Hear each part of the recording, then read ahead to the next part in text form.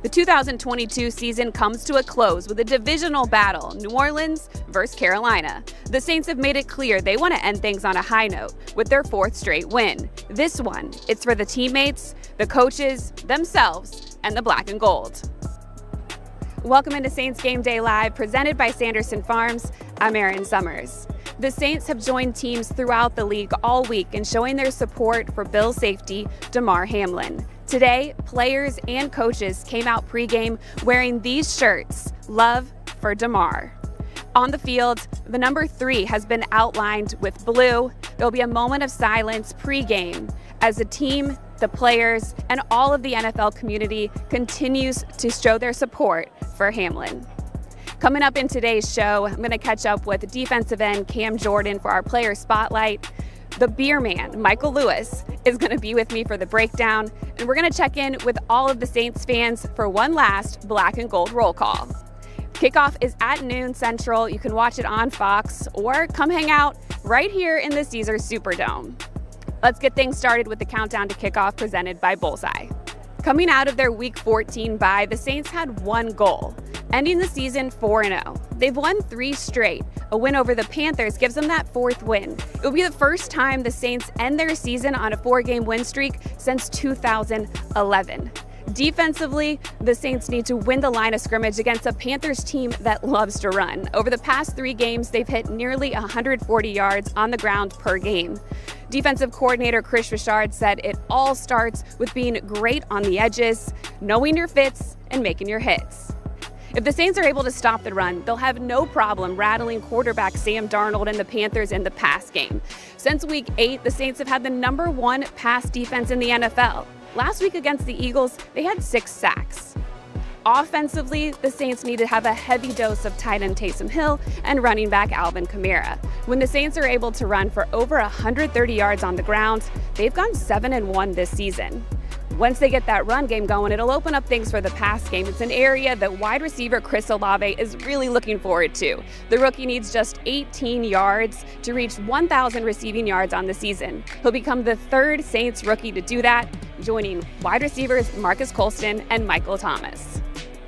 Head coach Dennis Allen said practice has been full of energy all week. The Saints are really focused on ending the season on a high note and getting this last win at home. Now let's head to our inactives, check out who's in or out for this one, thanks to Louisiana Cat. Out for the Saints today's cornerback Paulson Adebo, so it will be rookie Alante Taylor that should start in his spot. Defensive back Justin Evans, tight end J.P. Holt, safety Marcus May, wide receiver Kirk Merritt, guard Andrus Peat, right tackle Ryan Ramczyk, and defensive end Peyton Turner, all also out. With those offensive linemen out, looks like rookie Trevor Penning could get some extra reps today, possibly starting at left tackle for the first time this season, which was the position he was drafted as. He's just been used as a jumbo tight end in that package since being injured early in the season. Of note, on the Panthers side, defensive end Brian Burns will be out. He leads the team with 12.5 sacks on the season and 22 quarterback hurries. It'll be good for the Saints not having to see him on the other side. Joining me to break down this matchup between the Saints and the Panthers, it's the beer man, former wide receiver return specialist, Michael Lewis. Welcome to the breakdown presented by Microsoft Teams, here with Saints legend, wide receiver, return specialist, Michael Lewis. I'm Erin Summers. How are you doing, Michael? I'm good. And yourself? I'm doing great. The Saints have been playing awesome since the bye. They've won 3 in a row. They're going for 4 straight. What have you liked about the way that they've been playing? To see that these guys never gave up and just kept on fighting, each week it's the same thing, they fight, so after the bye week, winning 3 in a row, just show you the potential that this team actually has. This weekend, it's going to be the Carolina Panthers, somebody that we saw very early on in the season, 3rd game of the year, both teams with different quarterbacks at that point. How much different does that make this matchup? That game is always a hard-fought game, and us playing them early in the season and going down there and then come up with the victory, we need that victory here, for the momentum. I always tell people, it's the momentum to move on, preparing yourself for the next year. You always have to have something to look back on as you start moving forward to what we need to do to prepare ourselves for the next season. All right, so looking to avoid the sweep and get a win over the Panthers this weekend. Yep. Michael, thank you so much for joining me on the breakdown presented by Microsoft Teams. We look forward to this weekend and hopefully a Saints victory. Thank you. Thanks for having me.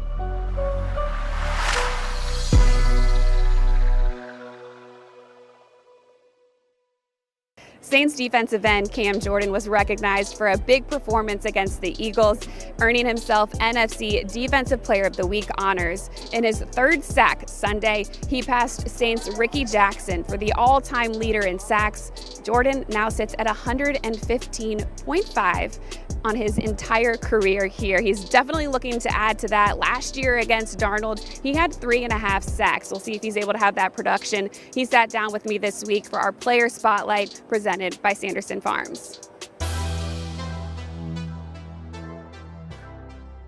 Welcome into the Player Spotlight presented by Sanderson Farms. Defensive end Cam Jordan, I'm Erin Summers. NFC Defensive Player of the Week, you beat the all-time sack record.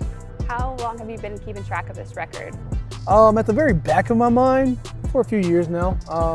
I'd like to say this would probably be the first year. Normally I'm like, hey, well, we're just worried about the wins. Somewhere this year I started like, hey, I'm only like 3.5 away. Hey, I'm only 2 away. Hey, I'm whatever it is.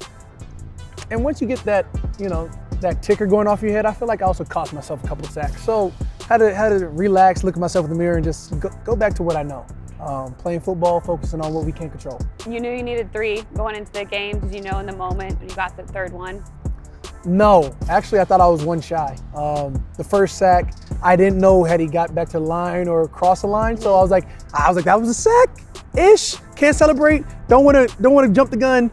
All right, I got to go earn one. So then I got the first on in my mind the first, which would be the second on a push by. I was like, all right, cool. And then I got another sack. Towards the end of the fourth quarter. I was like, all right, that's 2. I was like, see if I can't get another one real quick, get this 3. I was like, yeah, I might be sitting at 3. So I might have won. I might have broke this already. Sort of towards the end of the game, my coach came over and was like, hey, you got 3 on the day. I said, they counted the first one? Look at God. Head coach Dennis Allen said, obviously, physically, you're very talented, but he said it's your heart and your mental makeup that makes you as good as you are. What do you think sets you apart? Other than my various hairstyles over the years, accompanied with my wonderful stash game. That gives you the power? It sort of anchors, the foundation. But no, I think that, over the years, I'm just hungry. I'm always hungry for more. It's always a season of more. You look into the Bible and it talks about always giving your all. I look at my parents and I can see where the hard work, effort comes in from my dad's side. The caring for others, the service to community, the service to other people come from my mom. And that's sort of what football is. You got to be able to work hard. You got to bring your hands to work every day. I try and tell all my teammates, I'm coming in whether you like it or not. Walk through, pass pro, whatever it is. I'm coming with these hands and I'm breaking glass. But it takes that ability to care about your teammates. They care about winning. They care about always pushing not only myself but my teammates to their best and see if we can't become a team. It takes all of that. So for me, it's really about making my teammates better. And if I can make them better, they've got to make me better. We look forward to a win this weekend, ending the season on a high note. Thank you so much, Cam, for joining us for the Player Spotlight. Appreciate it.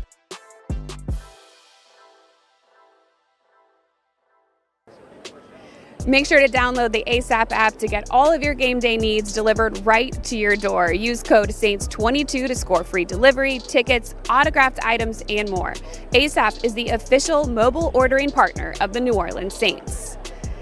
We know the black and gold will always come out to support the Saints, and there has been a lot of fans all over the Superdome early this morning. We're going to check in with them in the black and gold roll call presented by Bud Light. Hello, my name is Jacob Oakland. I am from New Orleans, Louisiana. We got the Saints 49-0 today. What do you think? What do you think? Gavin Broussard, I'd have to wholeheartedly agree with that statement right there. 49-0 for the Saints. You heard it here first. My name is Trina Roderick, and I'm from Belrose, Louisiana. My name is Crystal Mitchell, and I'm from Baton Rouge, Louisiana. Go Saints! My name is Tara. I'm from Groves, Texas. Go Saints! I'm Jimmy Martin from Metairie. Frank Sisek from Metairie. Go Saints! My name is Oliver Barrow. I'm from Birmingham, Alabama, and I think the Saints are going to win 21-13. Go Saints. My name is Paxton. I'm from New Orleans, and go Saints. My name is Hudson. I'm from Florida. My name is Hayden. I'm from Florida. Go Saints! Go Saints! Hi, I'm Kaya. My name's Elijah. I'm Steven. And we're from Pineville, Louisiana. Go Saints! Go Saints! Woo! With the win today, the Saints would earn the second spot in the NFC South, topping the Panthers and the Atlanta Falcons. Winning would definitely give them a big boost heading into the offseason. We're looking forward to the game today. You can catch it on Fox or tune in on WWL. You can join us again post-game, so we'll hear from head coach Dennis Allen and players following what we hope is a Saints victory. Thank you to everybody who has helped put together this show all season long, and thank you for tuning in. For the Saints, I'm Erin Summers. Let's go get that win.